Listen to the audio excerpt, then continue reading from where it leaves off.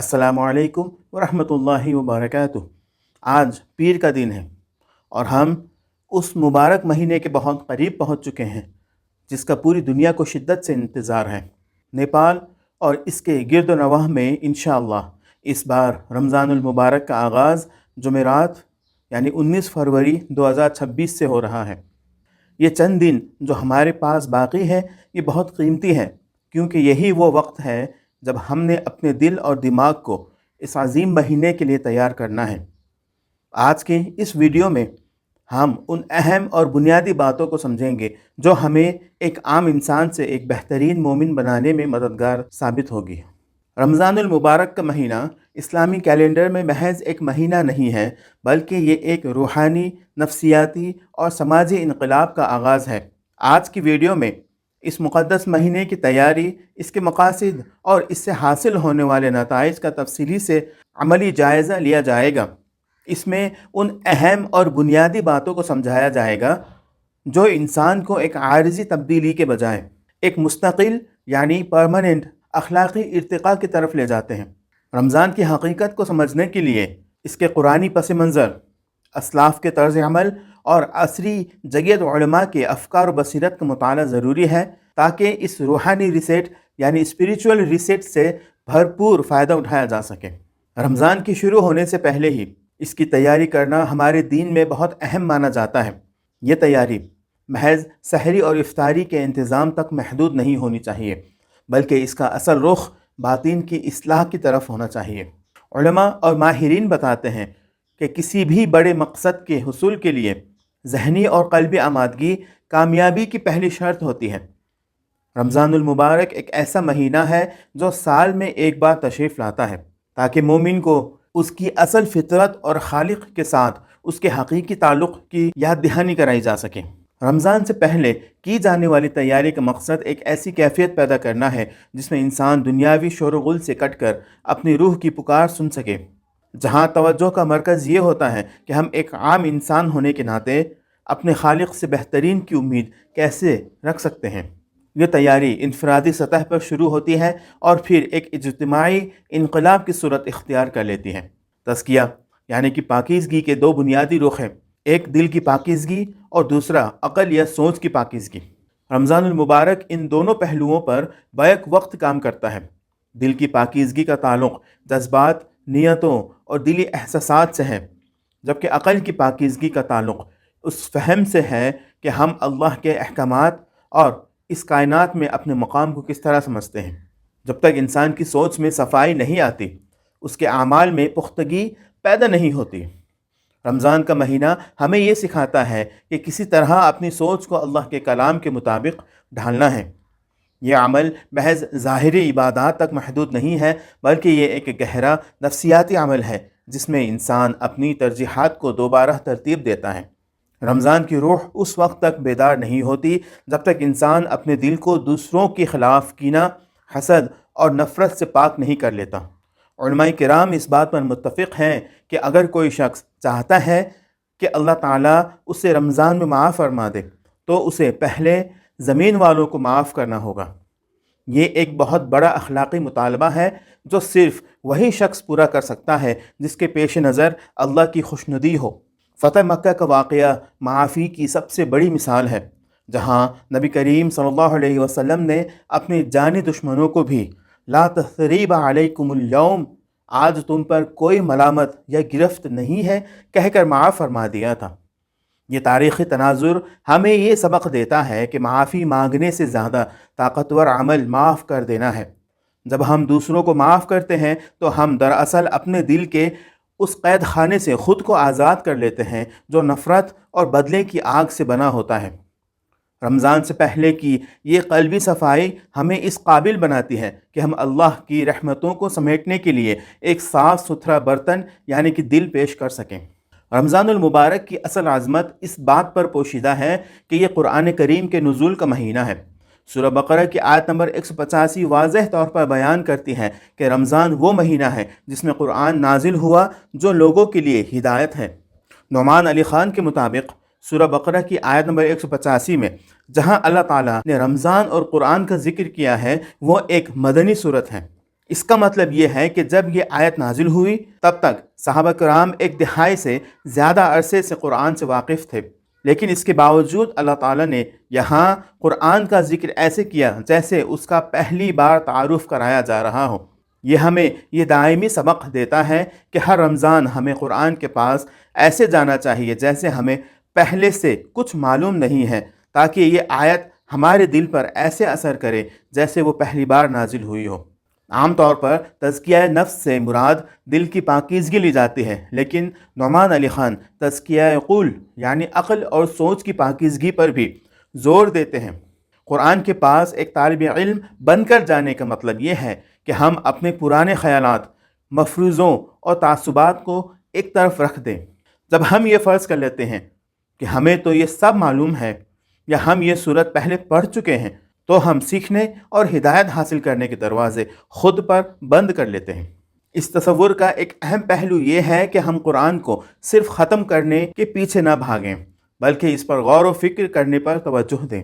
ایک سچا طالب علم صرف لفظ نہیں پڑھتا، بلکہ وہ اس ہدایت کو تلاش کرتا ہے جو اس کی بندگی کی الجھنوں کو دور کر سکے۔ جب ہم یہ آیت کو ایک نئے تعارف کے ساتھ پڑھتے ہیں تو وہ آیت ہمیں اپنے حالات کے مطابق بالکل نئی بصیرت فراہم کرتی ہے۔ چونکہ انسان کی زندگی ہر سال بدلتی ہے اور اس کے تجربات نئے ہوتے ہیں، اس لیے جب وہ اسی قرآن کے پاس دوبارہ جاتا ہے تو وہی پرانی آیات اس کے نئے حالات کے لیے نیا حل پیش کرتی ہیں۔ یہ تبھی ممکن ہے جب دل میں اللہ کا خوف اور اخلاص موجود ہو، کیونکہ جب دل نرم ہوتا ہے تو قرآن کی تاثیر بھی بدل جاتی ہے۔ قرآن کے پاس طالب علم بن کر جانے کا مطلب یہ ہے کہ ہم اپنی معلومات کا غرور چھوڑ کر اللہ سے ہدایت مانگیں۔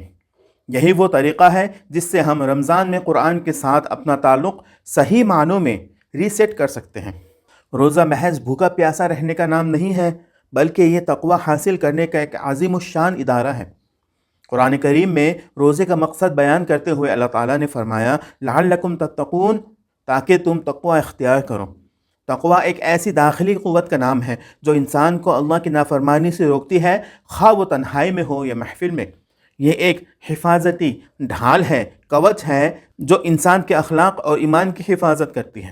جس طرح ایک سپاہی کو میدان جنگ میں جانے سے پہلے بیرکوں میں سخت تربیت دی جاتی ہے تاکہ وہ دشمن کا مقابلہ کر سکے، اسی طرح رمضان میں اللہ تعالیٰ شیطان کو قید کر دیتا ہے تاکہ مومن صرف اپنے نفس کے ساتھ لڑنا سیکھ سکے۔ جب انسان 30 دن تک حلال چیزوں کو کھانے پینے سے صرف اللہ کے حکم پر رکا رہتا ہے تو اس کے اندر اتنی قوت ارادی پیدا ہو جاتی ہے کہ وہ رمضان کے بعد حرام چیزوں سے بھی رک سکے۔ رمضان کے دوران اللہ کے کلام کی آواز کو اس قدر بلند کر دینا چاہیے کہ شیطان کے وسوسوں کی آواز مدھم پڑ جائے۔ جب انسان قرآن کی تلاوت اور ذکر و اذکار میں مگن ہوتا ہے تو اس کے دل کے گرد ایک ایسا حصار بن جاتا ہے جس میں برائی داخل نہیں ہو سکتی۔ یہ تربیت اس لیے ضروری ہے کہ جب رمضان ختم ہو اور شیطان رہا ہو تو انسان کے پاس اپنے حفاظت کے لیے تقوی کی ڈھال موجود ہو۔ روزہ انسان کے دل کو نرم کرتا ہے۔ جب انسان بھوک محسوس کرتا ہے تو اسے ان لوگوں کا احساس ہوتا ہے جو سارا سال بھوکے رہتے ہیں۔ یہ احساس ہمدردی ہی وہ اصل جوہر ہے جو ایک مومن کو مثالی انسان بناتا ہے۔ اگر روزہ رکھ کر بھی انسان کے اخلاق میں تبدیلی نہیں آتی اور وہ بد زبانی یا بد دیانتی سے باز نہیں آتا تو اس کا روزہ محض ایک فاقہ بن کر رہ جاتا ہے۔ رمضان کا اصل امتحان اس وقت شروع ہوتا ہے جب یہ مہینہ رخصت ہو جاتا ہے۔ مفتی مینک کے بیانات میں اس بات پر بہت زیادہ اصرار کیا گیا ہے کہ ہمیں رمضان مسلم بننے کے بجائے مستقل مسلمان بننا چاہیے۔ بہت سے لوگ رمضان میں تو مساجد کو آباد کرتے ہیں لیکن عید کے بعد دوبارہ غفلت کا شکار ہو جاتے ہیں۔ حقیقی کامیابی یہ ہے کہ جو نیک عادتیں رمضان میں اختیار کی گئیں انہیں اپنی زندگی کا مستقل حصہ بنایا جائے۔ عبادتوں میں استقامت اللہ کو نہایت پسند ہے، چاہے عمل چھوٹا ہو لیکن اگر وہ مستقل ہے تو وہ اللہ کے ہاں بڑے درجے رکھتا ہے۔ رمضان ایک ایسا بوسٹ ہے جو ہماری روحانی بیٹری کو پورے سال کے لیے چارج کر دیتا ہے۔ اگر ہم نے رمضان میں 5 وقت کی نماز کی پابندی کی ہے تو عید کے بعد اس سلسلے کو توڑنا نہیں چاہیے، بلکہ اسے اپنی فطرت ثانیہ یعنی کہ سیکنڈ نیچر بنا لینا چاہیے۔ مولانا طارق جمیل کے مواعظ کا ایک بڑا حصہ اللہ کی رحمت اور توبہ کی اہمیت پر مشتمل ہوتا ہے۔ آپ اکثر ایسے واقعات سناتے ہیں جو مایوس دلوں میں امید کی کرن پیدا کرتے ہیں۔ ان کے مطابق رمضان کا مہینہ اللہ سے دوستی کرنے کا مہینہ ہے۔ توبہ کا مطلب صرف گناہوں کو چھوڑنا نہیں ہے، بلکہ اپنے خالق کی طرف سچے دل سے پلٹنا ہے۔ رمضان میں توبہ کی قبولیت کے امکانات اس لیے زیادہ ہوتے ہیں کیونکہ رحمت الہی جوش میں ہوتی ہے۔ اللہ تعالیٰ فرماتا ہے، اے میرے بندے، اگر تو زمین سے آسمان تک بھی گناہ کر لے اور پھر مجھ سے معافی مانگے تو میں تجھے معاف کر دوں گا۔ یہ پیغام رحمت رمضان میں ہر گناہ گار کے لیے ایک نئی زندگی کا پیغام بن کر آتا ہے۔ رمضان المبارک کا آخری عشرہ وہ وقت ہے جب عبادت اور ریاضت اپنے عروج پر ہونی چاہیے۔ اسی عشرے میں لیلۃ القدر پوشیدہ ہے، جو 1000 مہینوں سے افضل ہے۔ اس رات کی تلاش دراصل اللہ کی تلاش ہے۔ یہ رات ان لوگوں کے لیے ہے جنہوں نے پورے مہینے اپنے آپ کو اللہ کے لیے وقف کر رکھا ہے۔ اس رات میں کی جانے والی عبادت پچھلے تمام گناہوں کے کفارے کا ذریعہ بنتی ہے۔ آخری عشرہ ہمیں یہ سکھاتا ہے کہ کس طرح دنیاوی لذتوں کو خیر بات کہہ کر اللہ کی خوشنودی حاصل کی جائے۔ اعتکاف کی سنت اسی مقصد کے لیے ہے کہ انسان چند دن کے لیے سب کچھ چھوڑ کر صرف اپنے رب کا ہو رہے۔ یہ تنہائی انسان کو اپنی زندگی کا محاسبہ کرنے اور مستقبل کے لیے ایک بہتر لائحہ عمل تیار کرنے کا موقع فراہم کرتی ہے۔ رمضان کا پیغام صرف انفرادی نہیں بلکہ اجتماعی بھی ہے۔ زکوٰۃ، صدقہ اور فطرانہ کے ذریعے اسلام ایک ایسا معاشی نظام پیش کرتا ہے جو غربت کے خاتمے اور ہمدردی کے فروغ میں مددگار ثابت ہوتا ہے۔ رمضان میں خیرات کی کثرت کرنا نبی کریم صلی اللہ علیہ وسلم کی سنت ہے۔ آپ صلی اللہ علیہ وسلم اس مہینے میں تیز ہوا سے بھی زیادہ سخاوت فرماتے تھے۔ اخلاقی تعمیر کے حوالے سے روزہ ایک ایسی تربیت گاہ ہے جہاں انسان کو صبر اور شکر کی تعلیم دی جاتی ہے۔ صبر کا مطلب یہ ہوتا ہے کہ مشکلات اور آزمائشوں میں ثابت قدم رہا جائے، اور شکر کا مطلب یہ ہے کہ اللہ کی دی ہوئی نعمتوں کی قدر کی جائے۔ جب ایک روزہ دار بھوک کی حالت میں بھی کسی پر غصہ نہیں کرتا اور بد زبانی سے پرہیز کرتا ہے تو وہ دراصل اپنے کردار کی وہ عمارت تعمیر کر رہا ہوتا ہے جو معاشرے کے لیے امن اور سکون کا باعث بنتی ہے۔ رمضان المبارک کی یہ علمی اور تحقیقی بحث ہمیں اس نتیجے پر پہنچاتی ہے کہ یہ مہینہ اللہ کی طرف سے انسانیت کے لیے ایک بہت بڑا انعام ہے۔ اس سے بھرپور فائدہ اٹھانے کے لیے ہمیں کچھ امور کو ملحوظ خاطر رکھنا چاہیے، جیسے نیت کی درستگی۔ ہر عمل کی بنیاد نیت پر ہے، لہٰذا روزے اور عبادت کا مقصد صرف اللہ کی رضا ہونا چاہیے۔ نمبر 2، قرآن سے زندہ تعلق۔ قرآن کو صرف پڑھنے کے بجائے اس کے معنی و مفہوم کو سمجھنے اور اسے اپنی زندگی میں نافذ کرنے کی کوشش کرنی چاہیے۔ نمبر 3، قلبی صفائی۔ رمضان سے پہلے دلوں کو نفرتوں سے پاک کرنا اور دوسروں کو معاف کرنا قبولیت عبادت کی پہلی شرط ہے۔ نمبر 4، مستقل مزاجی۔ رمضان کی نیک عادات کو عید کے بعد بھی جاری رکھنا ہی حقیقی کامیابی کی علامت ہے۔ اور نمبر 5، توبہ اور امید۔ اللہ کی رحمت سے کبھی مایوس نہیں ہونا چاہیے اور ہر لمحہ توبہ کے ذریعے اس کی قربت تلاش کرنی چاہیے۔ رمضان المبارک ایک ایسا سفر ہے جو بندے کو اس کے رب کے قریب کر دیتا ہے۔ اگر ہم نے اس مہینے کو ان اصولوں کے مطابق گزار لیا جو قرآن و سنت نے متعین کیے ہیں تو یقیناً ہم اس مہینے کے اختتام پر ایک بہتر انسان، ایک بہتر مسلمان اور ایک بہتر شہری بن کر ابھریں گے۔ اللہ تعالیٰ ہم سب کو اس بابرکت مہینے کی قدر کرنے اور اس سے حقیقی فیض حاصل کرنے کی توفیق عطا فرمائے، آمین۔ وآخر دعوانا ان الحمد للہ رب العالمین۔ السلام علیکم ورحمۃ اللہ وبرکاتہ۔